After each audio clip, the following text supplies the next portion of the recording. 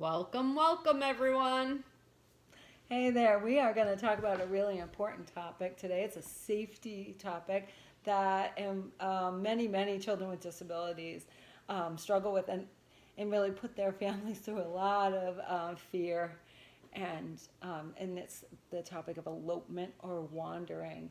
Um, Kids with attention deficit disorder, kids with fetal alcohol syndrome, kids with autism spectrum disorders are all highly likely to wander away. About 50% of kids with these developmental disabilities and some of them with other disabilities wander away each year, and it's very dangerous.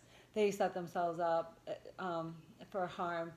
And basically, what it boils down to is that they don't have the judgment or the impulse control to resist crossing the street alone or leaving the house in the middle of the night when they have an idea. Maybe they want to go see a friend or their grandmother, and they'll just walk away.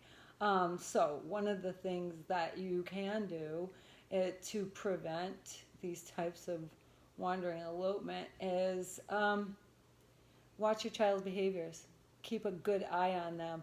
There are grants available for people with children with developmental disabilities to put alarms on their doors so that when the door opens, there's a chime and you know that they're leaving the house.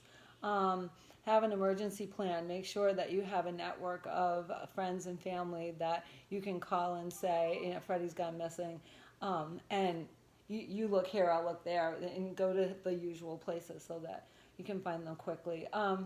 Keep up-to-date information about your child, their height, their weight, what they're wearing, and a recent picture handy so that when police and searchers are coming, you have it on hand and it's easy to find. Make sure your home is secure. You have fences that are locked, and keep. And this is tricky, but you might be able to do it. Most people have trouble with this one. Put an ID tag on your child, either a bracelet or a necklace or something that has their name on it, especially if they're nonverbal or have a communication disability. Yeah, that's one thing my son always, parking lots was always a big safety concern. He would just walk out and not look. It took years and years and years of practice. He's finally getting it, I think, at the age of 14. But it took a long time and very consistent practice and having that be part of his programs and safety skills to work on. Even as he's gotten older, he would like to just go outside and not tell me. This was when he was younger. Now I have confidence he'll just go out in the backyard, and I always have the dog go with them. I'm lucky I have a dog that hangs out with them, and I always figure it's easy to find a dog, and the dog will stay with them. That's his pal. So, but he's never left the backyard. So dogs are really helpful. You can't really rely on them, but they are good. I mean, if you can have a dog where you live, or you like dogs in any way, help your child make a nice tight bond with that dog, and the dog will follow them wherever they go and keep them, and try to keep them safe as best they can. But until then, you can prevent elopement because watch for signs that your child might be thinking about leaving. They might say something. They might be talking about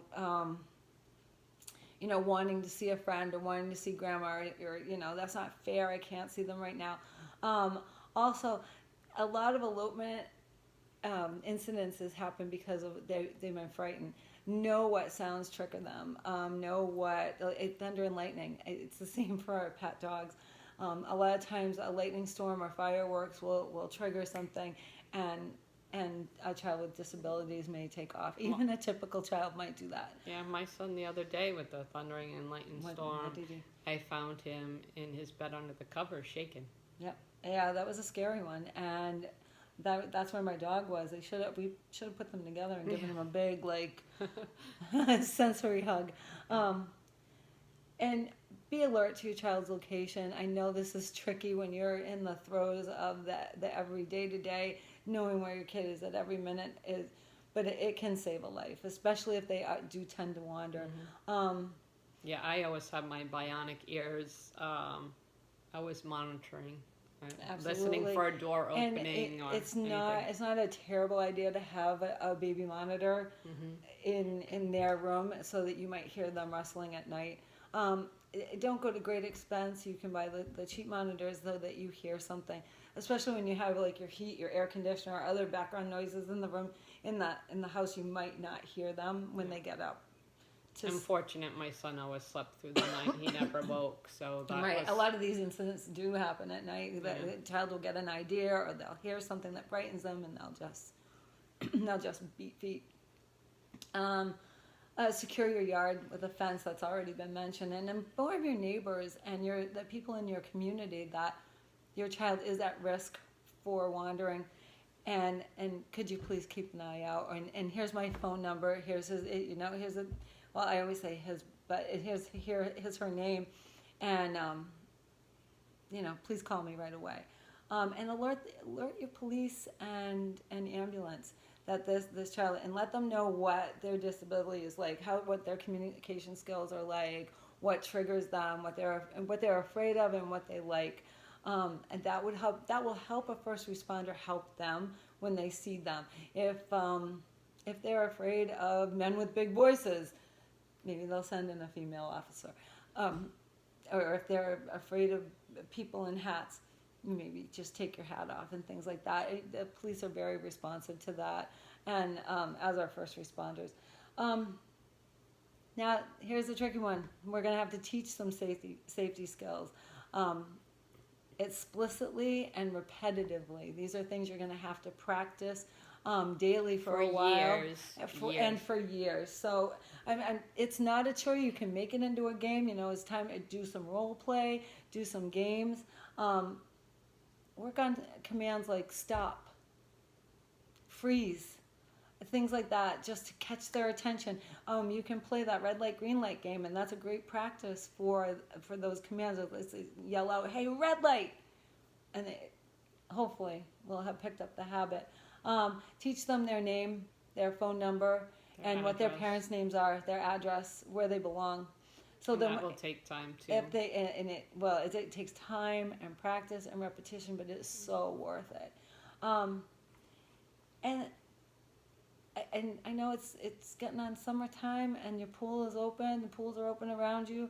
Make sure your child can swim or has some water safety sense, so that they don't end up in a pool. And a lot of towns have, like my town has a pool. They have lessons. They go over water safety. I believe a lot of the Ys do that too. So usually in a lot of communities throughout the country, they have water safety. Yeah, you can find a low-cost water safety course, or just teach them not to go near the water without a safe adult. Also teach crossing the street skills. This takes a very, very long time. I've been a community support worker for a long time, and I've had to work with a lot of kids who needed to learn how to cross the street safely, how to stop, where to stop, which way to look first, and when it's safe to cross. So teach those and be aware. It might be a case that your child wants to explore something. Set some time aside and allow them to have that exploration, and they will be less likely to sneak off. If they want to see a friend, make a date. I know it's not always possible, but if they feel like they have that to look forward to, it might not be such an obsession for them. And then work on those triggers. If you have a really noisy smoke alarm and that's a trigger, try to get one that flashes a light and has a different tone. They are available, and sometimes there's grants available for safety equipment for your home. Again, it was a really important topic. We're going to put some links. Most of my information, all of my information came from the CDC today, because it's a very serious concern for kids with developmental disabilities. And I'll put the references down below in the... Right, because there's a lot more than what we talked about available. So keep your kids safe, and we'll be looking out for you. I'm Sherry. I'm a mother of a child with developmental disabilities, and this is Roberta, and I am a special education teacher. And we are bringing you the best information we can to educate you about people with disabilities. And please, if there's a topic that Yes. you've wanted to have discussed, we'll do a little research for you. We'll find you some references, and we'd be happy to talk about it because this is our passion and this is our mission. Yes. So don't forget to like, share, and subscribe if you like our content The on button's either down side. here, somewhere. Somewhere down there, the It's bell not notification. Up, it's down. Yes, it's down. Subscribe button. All right, thank you guys. Bye.